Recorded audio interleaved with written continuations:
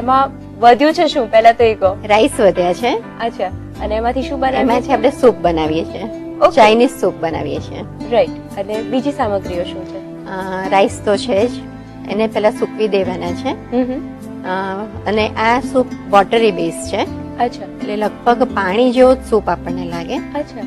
અને બાકી લીલી ચા છે, કોરિએન્ડર છે, લીલા મરચા, વિનેગર, એ બધું છે. તમે કહ્યું કે ભાતને સૂકવવાનો છે, એટલે એ પ્રોસેસ થોડી છે.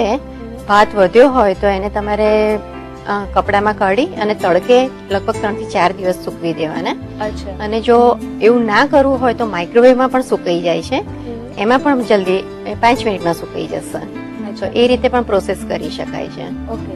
તો એ સૂકવેલા ભાત આપણે સૂકવેલા જ ભાત આપણે ઉપયોગ કરીએ છીએ અને આ સૂકવેલા ભાત લગભગ વર્ષ સુધી રહી શકે છે. અચ્છા, એને પ્રિઝર્વ પણ કરી શકાય છે. ઓકે, તો શીખવાડી દો. ચાલો, સૌથી પહેલા આપણે પાણી લઈશું. 4 કપ પાણી લેવાનું છે.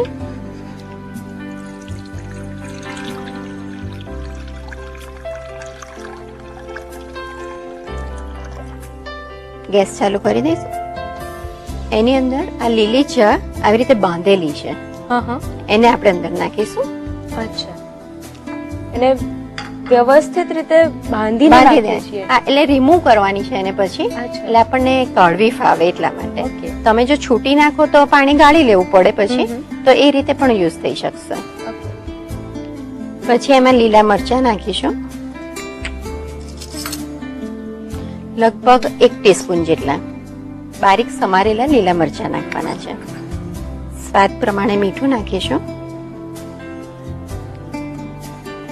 અને બારીક પીસેલું લસણ નાખવાનું છે આમાં, અને થોડુંક આગળ પડતું લેવાનું છે. અચ્છા. લગભગ 1.5 ટીસ્પૂન જેટલું છે. હવે આ જે આપણે મિક્સ કર્યું એને 5 થી 8 મિનિટ એને બોઇલ થવા દેવાનું છે. અચ્છા.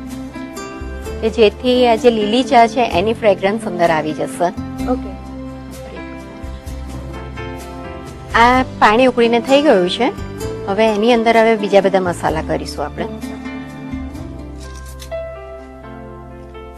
આજીનો મોટો છે એ લગભગ 1 ટીસ્પૂન જેટલો નાખીશું એમાં. હવે આ લેમન રીન છે, લીંબુ હોય એને છીણીથી છીણી નાખવાનું. એની જે છાલ હોય એને છીણવાની છે અને એનો ઉપયોગ કરીશું આપણે. ઓકે.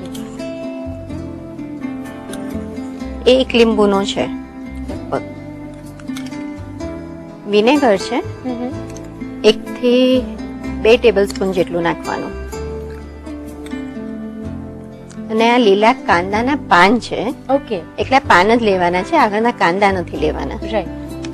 એ અડધો કપ જેટલા લેવાના.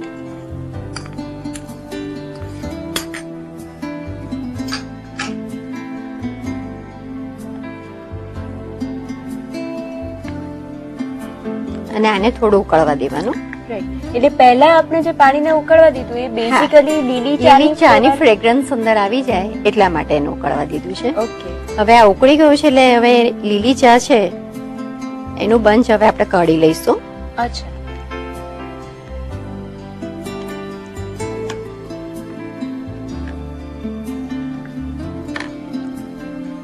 હવે કોર્નફ્લોર છે એની સ્લરી બનાવીશું.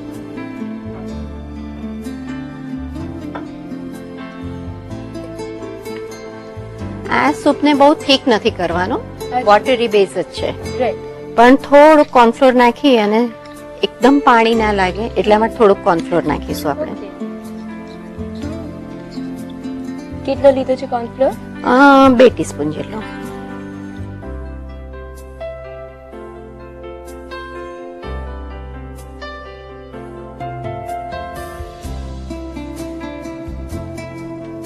આને ઝટપટ રેસીપી પણ કહી શકાય. રાઈટ. દેખાઈ જ રહ્યું છે કે જે ઝડપથી બની રહ્યું છે. બસ આ સૂપ રેડી થઈ ગયો છે. સહેજ ગેસ ફાસ્ટ કરીને એકવાર ઉપર લાવી દઈએ. ઓકે. ચાઇનીઝ સૂપ ઘણા બધા આવા વોટર બેઝ સૂપ હોય છે. હા. આની અંદર આપણે વેરિએશનમાં વેજીટેબલ નાખવા હોય તો પણ નાખી શકાય. અચ્છા. એમાં બ્રોકોલી છે, કોલીફ્લાવર છે, સેલરી છે, એ બધું અંદર નાખી શકાય. કેરેટ છે, તો એક હેલ્ધી સૂપ થઈ જશે. એટલે એ બધું જ ઝીણું સમારીને એડ કરવું પડે? હા, ના, એને મોટા પીસ કરવાના અને એકવાર સહેજ તેલમાં સોતે કરી લેવાના અચ્છા. અને પછી અંદર નાખી દેવાના. અત્યારે આપણે લેફ્ટ ઓવર માંથી વાનગી બનાવીએ છીએ, ભાતનો ઉપયોગ કરીને હા. બનાવીએ છીએ, પણ એ સિવાય પણ આ સૂપ આ સ્ટેજ પર ખાઈ શકાય? હા, લઈ શકાય. હવે ભાત ના નાખવા હોય તો એકલું વેજીટેબલ લેવાનું બધું. અચ્છા. સૂપ રેડી થઈ ગયો છે.